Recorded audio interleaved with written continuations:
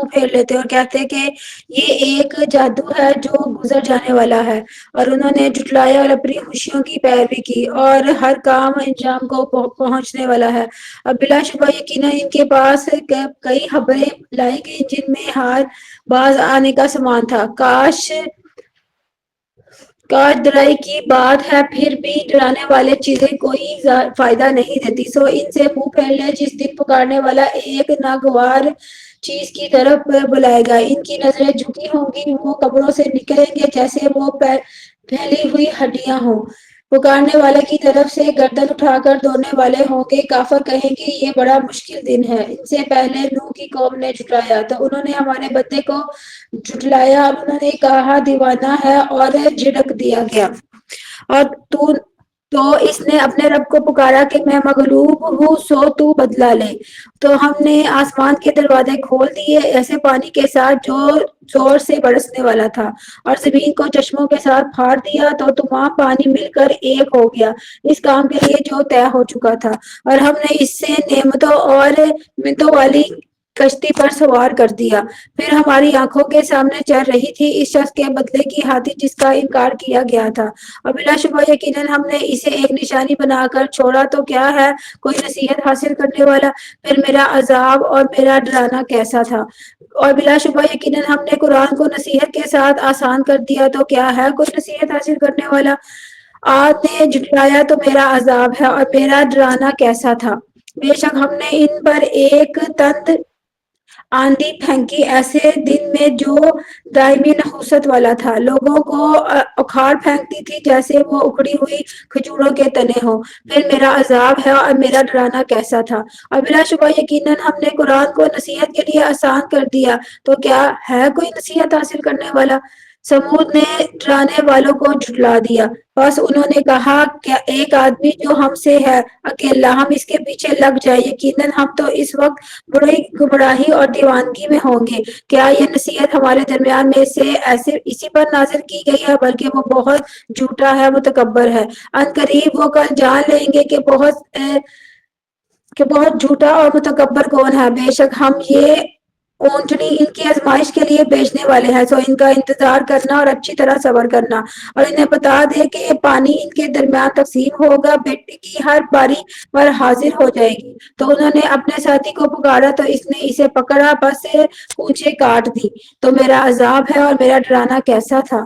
بے شک ہم نے ان پر ایک ہی چینخ بھیجی تو وہ ہار لگانے والے کی طرح روندی ہوئی بار کی طرح ہو جائیں گے، اور بلا شبہ یقیناً ہم نے قرآن کو نصیحت کے لیے آسان کر دیا تو کیا ہے کوئی نصیحت حاصل کرنے والا؟ لوط کی قوم نے ڈرانے والوں کو جھٹلایا، بے شک ہم نے ان پر 70 برسانے والی ایک ہوا پھینکی سوائے لوط کے گھر والوں کے، انہیں ہم نے صبح سے کچھ پہلے نجات دی اپنی طرف سے انعام کرتے ہوئے، اسی طرح ہم بدلہ دیتے ہیں اسے جو شکر کرے، اور بلا شبہ یقیناً اس نے انہیں ہماری پکڑ سے ڈرایا تو انہوں نے ڈرانے میں شک کیا، اور بلا شبہ یقیناً انہوں نے اسے اس کے مہمانوں سے بہکانے کی کوشش کی تو ہم نے ان کی آنکھیں مٹا دی، پس چکھو میرا عذاب اور میرا ڈرانا، اور بلا شبہ یقیناً صبح سویرے ہی ان پر ایک نہ نکلنے والے عذاب نے حملہ کر دیا، سو چکھو میرا عذاب اور میرا ڈرانا، اور بلا شبہ یقیناً ہم نے قرآن کو نصیحت کے لیے آسان کر دیا تو کیا ہے کوئی نصیحت حاصل کرنے والا؟ اور بلا شبہ یقیناً فرعون کی آل کے پاس ڈرانے والے آئے اور انہوں نے ہماری سب کی سب نشانیوں کو جھٹلایا تو ہم نے انہیں پکڑا جیسے اس کی پکڑ تھی جو سب پر غالب ہے، حد قوت والا ہے۔ کیا تمہارے کفار ان لوگوں سے بہتر ہیں، یا تمہارے لیے پہلی کتابوں میں کوئی چھٹکارا ہے؟ یا وہ کہتے ہیں کہ ہم ایک جماعت ہیں جو بدلہ لے کر رہنے والے ہیں، ان قریب یہ جماعت شکست کھائے گی اور یہ لوگ پیٹ پھیر کر بھاگیں گے، بلکہ قیامت ان کے وعدے کا وقت ہے، اور قیامت زیادہ بڑی مصیبت اور زیادہ کڑوی ہے، یقیناً مجرم لوگ بڑی گمراہی اور دیوانگی میں ہوں گے جس دن وہ آگ میں اپنے چہروں پر گھسیٹے جائیں گے، چکھو آگ کا بچھونا، بے شک ہم نے جو بھی چیز ہے ہم نے اسے ایک اندازے کے ساتھ پیدا کیا، اور ہمارا حکم تو صرف ایک بار ہوتا ہے جسے آنکھ کی ایک چبک، اور بلا شبہ یقیناً ہم نے تمہارے جیسی کئی جماعتوں کو ہلاک کر دیا تو کیا کوئی ہے نصیحت حاصل کرنے والا؟ اور ہر چیز جسے انہوں نے کیا وہ فقروں میں درج ہے، اور ہر چھوٹی اور بڑی بات لکھی ہوئی ہے، بے شک بچ کر چلنے والے باغوں اور نہروں میں ہوں گے۔ صدیق کی مجلس میں تعظیم بادشاہ کے پاس جو بے حد قدرت والا ہے۔ بسم اللہ الرحمن الرحیم۔ سورۃ القمر، قمر کا مطلب چاند ہے، اور اس سورت میں آپ وسلم کے موضع کا ذکر ہو رہا ہے۔ اقتربت الساعۃ وانشق القمر، نزدیک آئی قیامت اور پھٹ گیا چاند۔ اس کے بارے میں علماء کے اندر دو باتیں ہیں۔ ایک کہتے ہیں کہ جو قیامت کے قریب چاند پھٹے گا اس کا ذکر ہے، لیکن جو زیادہ راجح قول ہے وہ یہ ہے کہ جو آپ صلی اللہ علیہ وسلم کا معجزہ تھا۔ آپ صلی اللہ علیہ وسلم بیٹھے تھے، کفار آپ صلی اللہ علیہ وسلم سے کہتے ہیں کہ اگر آپ سچے نبی ہیں تو ہمیں آپ کوئی معجزہ دیں۔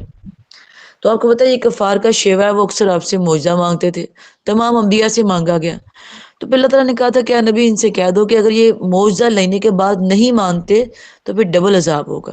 تو پھر آپ نے تو فوراً پناہ مانگ لی تھی کہ اللہ مجھے نہیں چاہیے، کیونکہ کیا پتہ یہ مانتے کہ نہیں مانتے۔ لیکن پھر ایسے انہوں نے معجزہ مانگا تو پھر اللہ نے معجزہ دیا اپنے پیغمبر کو۔ انہوں نے کہا کہ آپ چاند کے 2 ٹکڑے کر کے دکھائیں۔ اب بندہ پوچھے کہ انسان چاند کے 2 ٹکڑے کیسے کرے گا، لیکن بہرحال یہ نبی کا معجزہ ہے۔ اور معجزہ جو ہوتا ہے نا، پہلے اس کو سمجھ لیں کہ وہ اللہ کی قدرت ہوتی ہے، نبی کا معجزہ یعنی عزت ہوتی ہے۔ نبی کا کوئی کمال نہیں ہوتا، اس میں عزت ہوتی ہے۔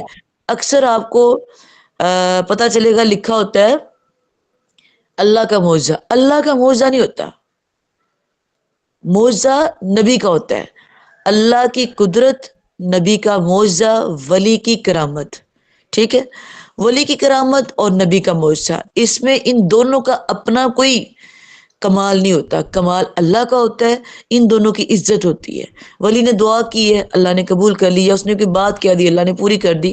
اللہ کرتے ہیں، انسان کا اپنا کوئی کمال نہیں۔ یہاں پہ بھی اللہ کے نبی کریم صلی اللہ علیہ وسلم کو جب معجزہ دیا گیا تو اس میں انسان کا، اللہ کے نبی کا کمال نہیں تھا، بلکہ اللہ کی قدرت تھی۔ انہوں نے اشارہ کیا چاند کی طرف، اور چاند کے 2 ٹکڑے ہو گئے، اور پھر آپ صلی اللہ علیہ وسلم نے ان کو دکھایا اور پھر وہ جڑ گیا۔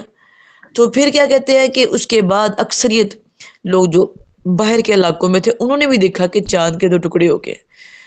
ان سے پوچھا گیا کہ کفار نے، اور اب کیا چاہیے تھا ان کو؟ اتنی بڑی نشانی دیکھنے کے بعد مان جاتے، اسلام لے آتے، لیکن نہ ماننے والے کبھی نہیں مانتے۔